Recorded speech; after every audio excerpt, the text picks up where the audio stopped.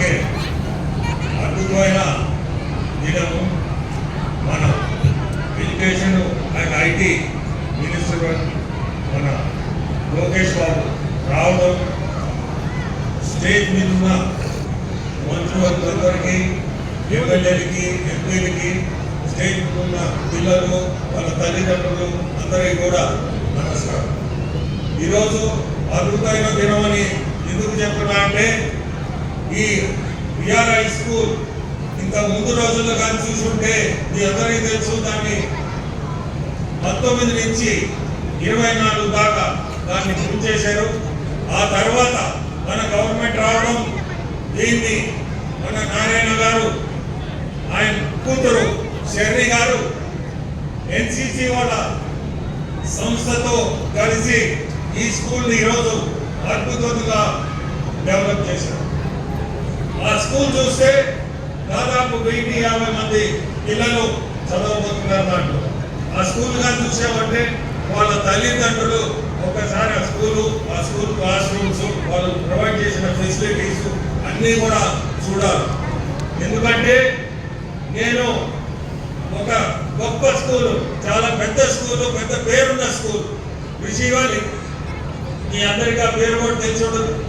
అటువంటి స్టాండర్డ్స్ లో, దానికి మించిన స్టాండర్డ్స్ లో ఈరోజు ఈ స్కూల్ పేద పిల్లలైతే అటువంటి స్కూల్ ని కట్టడం, ఈరోజు మన మంత్రివర్యులు ఎడ్యుకేషన్ మంత్రి వచ్చి ఇనాగ్రేట్ చేయడం చాలా సంతోషం. ఒకటే నేను చెప్పేది, మీ అందరికీ కూడా ఈ వసతి ఇచ్చిన దానికి పిల్లలందరినీ కూడా బాగా చదువుకొని భవిష్యత్తులో మీరందరూ పెద్దోళ్ళు కావాలా, బాగా చదువుకొని మంచి ఉద్యోగాలు కానీ, ఈరోజు అడ్మినిస్ట్రేషన్ లో ఉండే మన కలెక్టర్లు కానీ, ఎస్పీలు కానీ ఆ లెవెల్కి మీరు అందరూ పోవాలనే ఇటువంటి స్కూలు మీకు తయారు చేసి మీ ముందు పెట్టారు. ఈరోజు మన ఎడ్యుకేషన్ మినిస్టర్ మీ అందరికీ తెలుసో తెలీదో లీప్ అనే ఒక కార్యక్రమం పెట్టుకుంటారు. Learn with excellence AP, learning with excellent AP.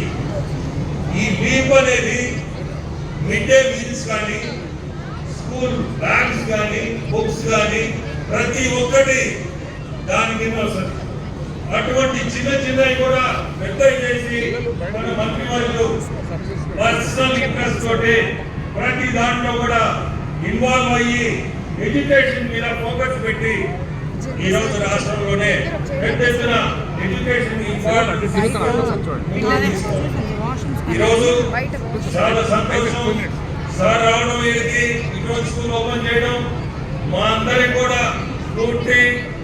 నేను కూడా ఒక స్కూల్ తీసుకున్నాను, నేను ఖచ్చితంగా దాన్ని కూడా డెవలప్ చేసి ఇట్టే మంచి స్టాండర్డ్స్ తీసుకొచ్చి ఆ స్కూల్ కూడా మంచిగా పిల్లలు చదువుకునేటట్టుగా వసతులతో చేస్తానని ఇప్పుడే సార్ చెప్పినట్టు మాటించాను. ఖచ్చితంగా కూడా చేసి చూపిస్తాను. ఈరోజు ధన్యవాదాలు మీ అందరికీ కూడా, స్పెషలీ పేరెంట్స్ కి.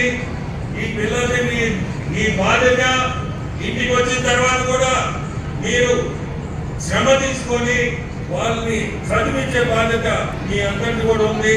నేను కోరుకునేది ఒక్కటే, స్కూల్ కూడా వచ్చారంటే వాళ్ళకి ఆ శ్రద్ధ ఉండదు. పేరెంట్స్ కూడా దీంట్లో చాలా ఇంపార్టెంట్. వాళ్ళు కూడా రోల్ తీసుకొని వాళ్ళందరూ భవిష్యత్తు చూడాలని కోరుకుంటూ సెలవు.